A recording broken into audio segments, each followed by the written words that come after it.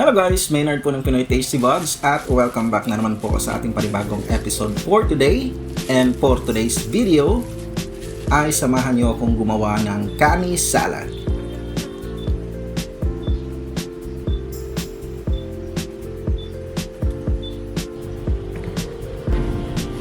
Slice at tanggalin ang buto ng pipino.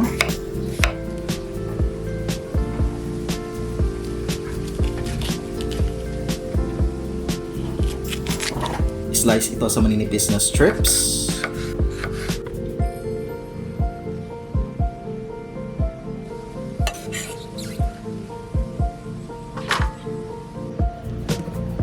Ganon din ang carrots. Balatan at slice din sa maninipis na strips.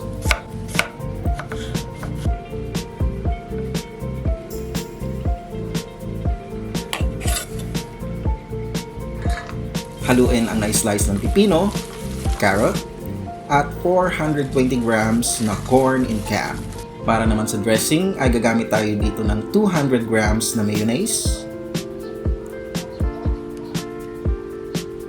6 to 7 pieces na calamansi extract, sesame oil, pamintang powder, at asin. Haluin lamang ito ng maigi.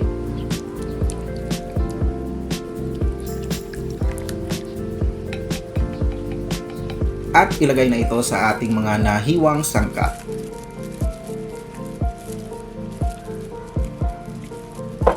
Mix lang ulit guys.